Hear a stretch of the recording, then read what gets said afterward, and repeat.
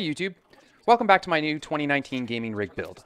In the previous video we installed our power supply, failed at moving the CPU radiator, set up our hard drives into the case, and near the end we started cable cleanup. In this video we are going to continue cable cleanup. Don't forget to like and subscribe, it really does help me out. Thank you. But again, I'm going to put them in from up top because I like the power cables to hold some of the weight of the graphics card rather than just have them all hanging together. That's personal preference. I have saw some research about why some graphics cards sag a little bit. Yeah, it all comes down to personal preference and how you want to build your machine. So because this is my machine, it's going to be my new main rig for the foreseeable future for sure. My old one is 7 years old. It lasted a very long time until today. And I bought it today simply because it's Boxing Day and there was a good enough sale on a bunch of the parts. I saved about $200–300 Canadian. Yeah, so let's put the graphics card in and make sure that it's set properly. So lay it down gently. You know, I wanted to do this later, but I'm gonna have to do it now so that I don't have to come back to it. Let's do a peeling slow down, if I can find an end.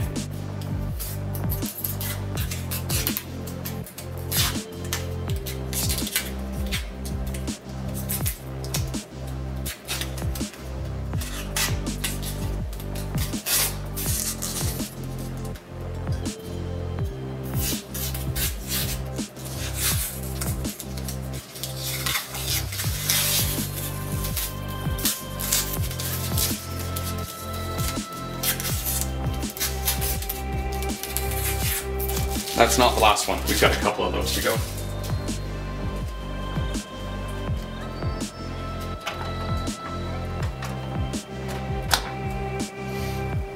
Okay, so now that that's in, we have our three thumb screws. Three thumb screws holding, if I can find the other one, somewhere. Oh, there it is. Holding in the graphics card. This is the largest graphics card I think I've ever installed into a case.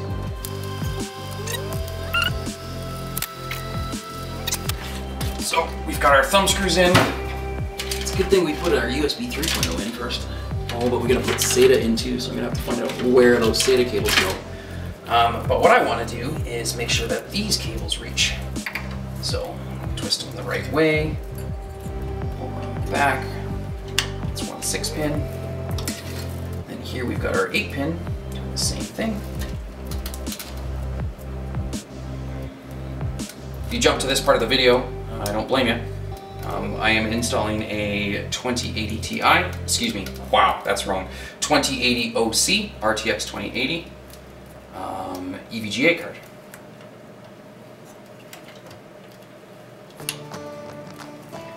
Okay, that's those two done. Oh, those are a tight run. Longer. That's what happens though.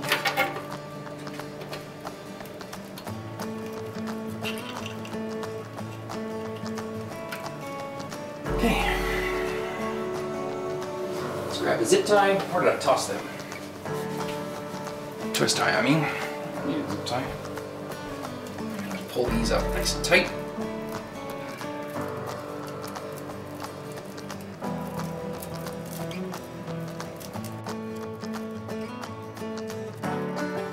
Power supply for the graphics card is in. That's fantastic. Excuse me, power cables for the graphics card is in.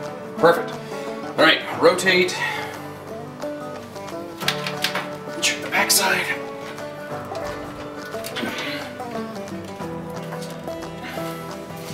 Okay, so you can see here, let's check the focus, just make sure you're good. Yeah, you were perfect. Okay, so you can see here, this is where the cable run is. And we need to install our 6-pin and 4-pin CPU slots, personal and SATA.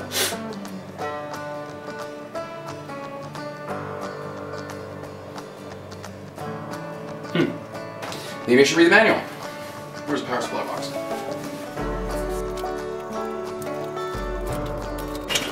God, this manual's thick. Alright, so now we're gonna have a bunch of graphs which I'm not gonna care about. want to, our next series, it's because it's multiple languages. It's not going to tell me how I actually need to install it. 650 Corsair supply unit. Okay, so maybe this is just high performance manual. Well, it says manual, but product specifications, English, French, that's why it's so thick. It's got so many different languages. You want page 5, which is the A50X, but it doesn't look like it's got, any sort of specifications.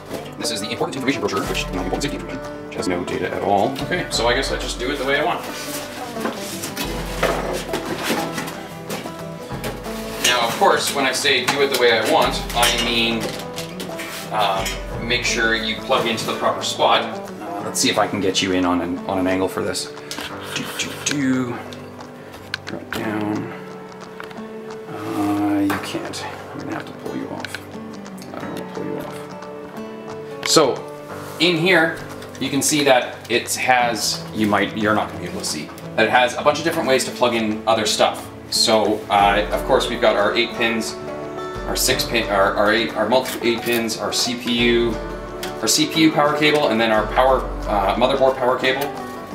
You need to make sure that they go all into the respective slot.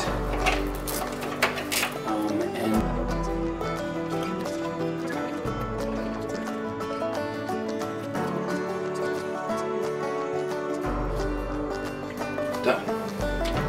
Alright, so that's one part of the power supply done. You can see I ran that cable. That was super duper easy. So my graphics cards might have a different issue. So I'm going to install the rest of the power before I install the graphics card power there. And the reason for that is these are shorter cables, and I want to reach to the back to install the power for both my hard drives and the fans, because there's lots of fans. So let's figure out what they need first. Rotate again.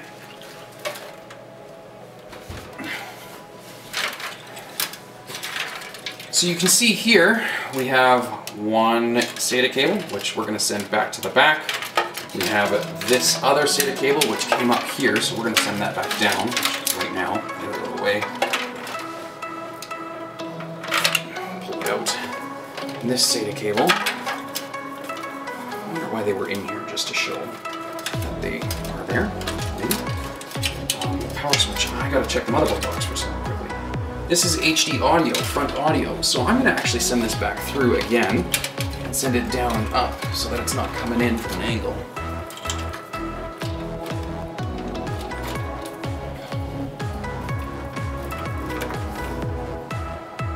Where's my hole? There it is. It's way over there. Glad I sent it down and back up. On the top, on the top. Now, one thing you might not know, let's see if I can get an angle or a shot here. Whoop. Xbox Auto updating. So you can see how there's a specific pin missing on this HD audio. There's holes all on one side, and then there's one hole missing on the top side. That's where it's specifically supposed to go. And on my motherboard, it's over in this corner. So I'm gonna plug it in there, but never ever force something where it's not supposed to go, because you're gonna bust something, and no one wants to bust something on a brand new build. So USB 2.0 all has specific holes. Front audio, USB 3.0, Firewire, which is an old technology. Thunderbolt has its own type of pin formation. They're all different. So they don't go into one another's respective pins. So again, come back to the saying, never ever force it where it's not supposed to go. So there's just no point. You're gonna lose. Okay, so now it's time for the I/O, the front I/O, input output. And what I want to do there is I want the power switch, I want the power LEDs, and actually that's all I need, so maybe I don't need this. My motherboard came with this, and what this is just a quick connect, so I can plan it all outside the box and then plug one plug in as opposed to plugging in a ton of different plugs. And I usually use these, so I'm actually going to use this one. Just so that it's not sitting in a case somewhere else in the future. So I want my power switch, ground and reset, which is not what I want. I want ground and power. And it doesn't matter which one you plug into positive, because it's just short-circuiting the 2 pins just to tell the computer to turn on. That's all it's doing. What does matter is the power LED. You want positive obviously in positive, and negative obviously in negative, and that way your power LEDs will work. So let's swap these, put them in together, because I couldn't swap them when they weren't together. And there, that's the 2 pins. So now I've got, here I still have pins for speaker. I wonder what this power LED is for. Power LED, power LED. This one's ground and reset, so that's the reboot. I'm not sure what NC is, and then hard drive LED, and that just, so that's, older cases have a light that would flicker depending on how active your hard drive was. So sometimes those are useful, and sometimes they're not, depending on your choice.